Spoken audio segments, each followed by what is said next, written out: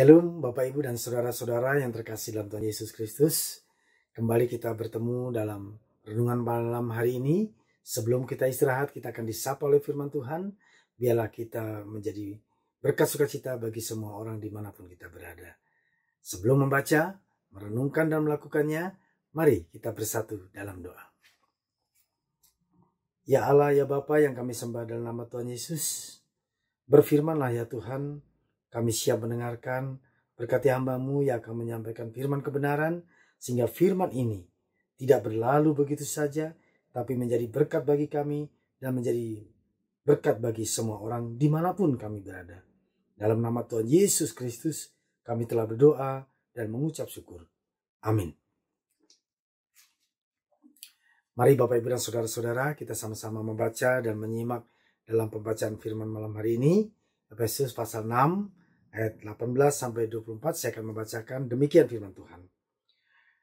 Dalam segala doa dan permohonan, berdoalah setiap waktu di dalam roh, dan berjaga-jagalah dalam doamu itu dengan permohonan yang tak putus-putusnya untuk segala orang kudus.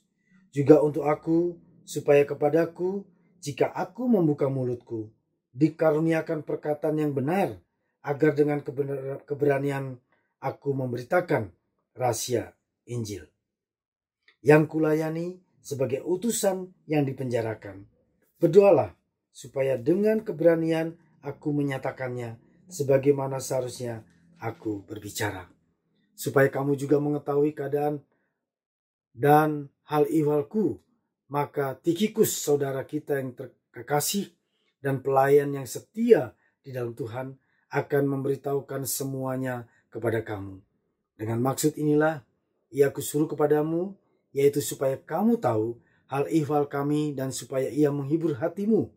Damai sejahtera dan kasih dengan iman dari Allah, Bapa dan dari Tuhan Yesus Kristus menyertai sekalian saudara. Kasih karunia menyertai semua orang yang mengasihi Tuhan kita Yesus Kristus dengan kasih yang tidak binasa. Tema malam hari ini adalah kasih yang tidak binasa. Bapak Ibu Saudara yang terkasih dalam Tuhan, dalam perikop ini Rasul Paulus menyampaikan kepada jemaat di Efesus dalam kondisi di penjara. Tetapi dia menyampaikan ini kepada jemaat Efesus melalui teman sepelayanannya, yaitu dikatakan oleh Tikhikus yang akan menyampaikan kebenaran itu. Ada pesan yang pertama sebelum disampaikan Paulus kepada jemaat Efesus dan kepada kita adalah bagaimana kita harus mempunyai perlengkapan rohani. Apa itu perlengkapan rohani?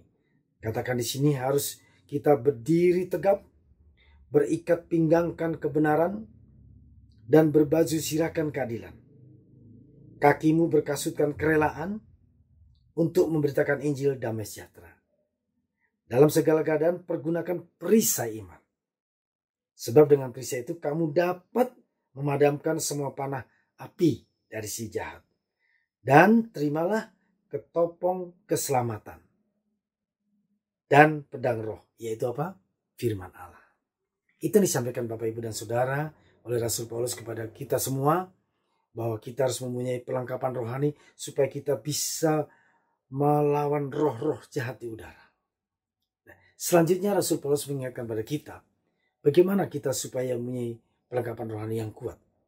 Yang pertama di sini katakan supaya kita tetap berdoa. Berdoa dan juga berjaga-jaga. Berdoa untuk kita dan mendoakan orang lain. Tapi dalam roh. Artinya apa? Bukan keinginan kita. Tapi bagaimana kuasa roh yang kita sembah di dalam Roh Kudus itu. Sehingga memampukan kita. Sehingga kita boleh hidup dalam damai sejahtera. Oleh sebab itu Bapak Ibu dan Saudara, mari kita sama-sama menyatakan kabar sukacita ini, memberitakan Injil ini, mendoakan siapapun kepada orang lain, itu menjadi berkat. Bukan hanya menyampaikan berita Injil di atas mimbar, bukan hanya menyatakan berita Injil dalam persekutuan-persekutuan, tapi dalam sikap, perbuatan, dan perkataan kita sehari-hari, itu bisa menyampaikan berita Injil itu kepada semua orang.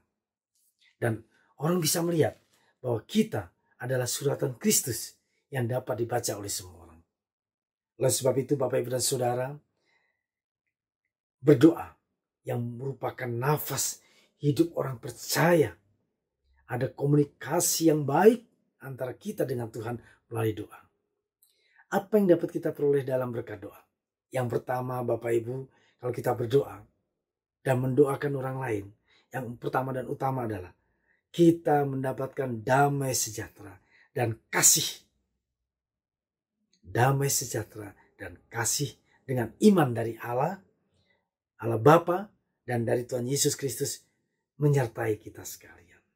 Itu yang luar biasa Bapak Ibu, apabila kita berdoa dan kita mendoakan orang lain, termasuk dalam perikop ini, Rasul Paulus juga minta didoakan supaya dia tetap kuat dalam iman kepada Tuhan Yesus, walaupun dia menderita secara fisik, dipenjarakan.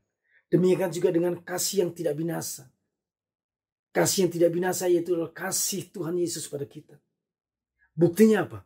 Dia mau turun dari surga ke dunia untuk hidup bersama-sama dengan manusia. Kemudian dia mau rela mati berkorban di kayu salib untuk menebus dosa semua orang percaya. Dan kemudian dia bangkit menyatakan kemenangan dari kuasa apapun di dunia ini. Dan kemudian dia naik ke surga menyediakan tempat bagi kita semua. Dan Roh Kuduslah yang dicurahkan kepada kita sehingga sampai hari ini kita dimampukan, kita dikuatkan.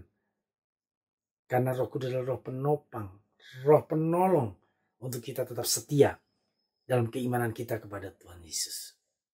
Oleh sebab itu Bapak Ibu dan Saudara, biarlah kasih yang tidak binasa yang Tuhan miliki itu tetap ada dalam kita. Kenapa? Di situ ada karunia, yaitu keselamatan, kehidupan kekal yang akan dan kita akan peroleh di dalam kasih karunia itu, di dalam kehidupan yang kekal nanti bersama Tuhan Yesus di surga.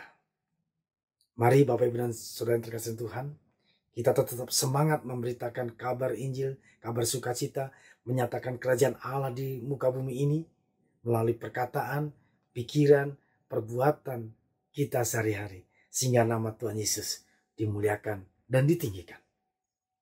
Damai sejahtera yang dari Allah Bapa dan persekutuan dengan Roh Kudus menyertai kita sekalian.